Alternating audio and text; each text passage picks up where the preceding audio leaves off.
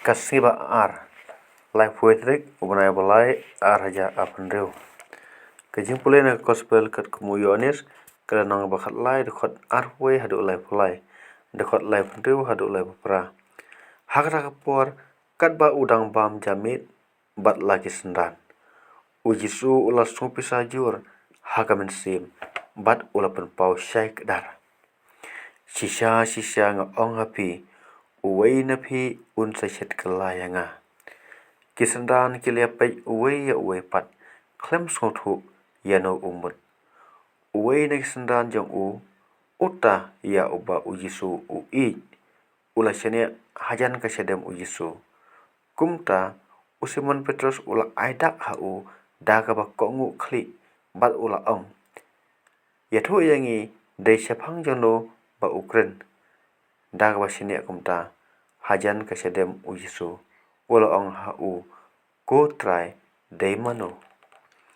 Ujisu la jawab udai uta ha uba ngan ai silengkot une ukpu enda ngalawi ya Kumta enda ula dep wi ya uta ulengkot kepu ula aya hau Judas ukun jo Simon Iskariot.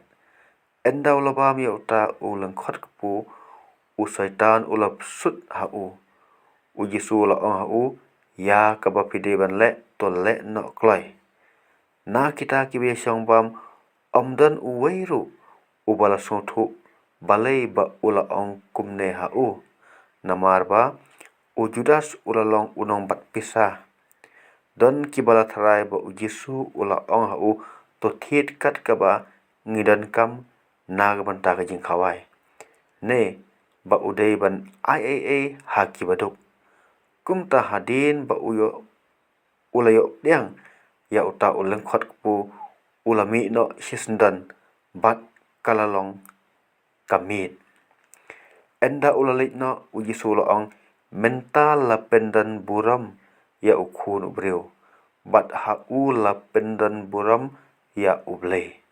Lada ya uble lapendan buram hau ubleru un pendan buram ya halade.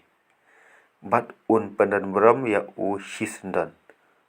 Kokun ba kan sa slem syu bat piniawat yanga Henry nga ong hapi menta ya kata kabangala ong hakiju. Syabalik mga pimla banwan.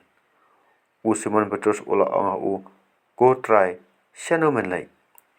Ujisu jawab syabalik mga pimla banbut yanga menta. Henry pin sebut kam hadin. Petrus ula ong hau ko try. Balai ngamla banbut ya mementa. Ngan IT ya laga jing nag menta jombe. Ujisu la jawab pin IT ya laga jing nag menta jonga. Sisa nga ong hapi un keni tat hadu bapindalen yanga laisin. Ka gospel jong try kajiro ya meko Chris. Ki kedin jong ka gospel kin sai ya ki pop jong baro. Kin sai ya ki jing jenja jong baro. Kin sai ya ki jing pang jing sitom jong baro.